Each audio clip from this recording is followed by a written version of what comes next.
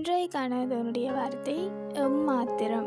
2 Samuel 7ஆம் அதிகாரம் 18ஆம் வசனம் சொல்லுது, கர்த்தராகிய ஆண்டவரே தேவரீர் என்னை இதுவரைக்கும் கொண்டு வந்ததுக்கு நான் எம்மாத்திரம், என் வீடும் எம்மாத்திரம். அதாவது இந்த வசனம் தாவீது தேவனுடைய சமூகத்தில் போய் நின்றவாறு சொல்லுகிறதாக அமைந்திருக்கிறது.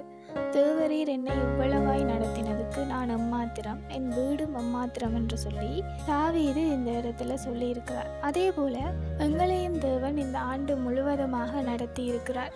எவ்வளவோ போராட்டங்கள், துன்பங்கள், தோல்விகள், விபத்துக்கள் என்று சொல்லி எதுவுமே இல்லாத படிக்கும் எல்லாம் எங்களை சுற்றி இருந்த போதிலும் அதிலிருந்தும் மீண்டும் வரத்தக்கதாக தேவன் எங்களை நடத்தி இருக்கிறார். எவ்வளவோ ஆபத்துக்கள் எங்களை சுற்றி இருந்திருக்கும், எவ்வளவோ இயற்கை பேரிடர்கள் என்று சொல்லி இந்த வருடம் முழுவதுமாக தேவன் எங்களை கண்ணின் மணி போல பாதுகாத்திருக்கிறார்.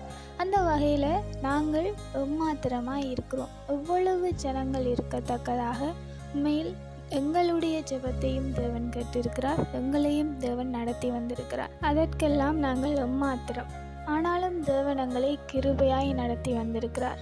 ஒரு நாள் கண்டவர்களை அடுத்த நாள் காண முடியாத இந்த சூழ்நிலையில் தேவன் எங்களை இதுவரைக்கும் உயிரோடு கூட வைத்திருந்து பாதுகாத்து நடத்தி வந்ததுக்கு நாங்கள் எம்மாத்திரமாய் இருக்கிறோம். ஆனாலும் தேவன் எங்களை கிருபையாய் நடத்தி வந்திருக்கிறார். நாங்கள் விசுவாசிப்போம், இதுவரைக்கும் நடத்தின தேவன் இனிமேலும் எங்களை நடத்த போதுமானவராக இருக்கிறார். Have a nice day.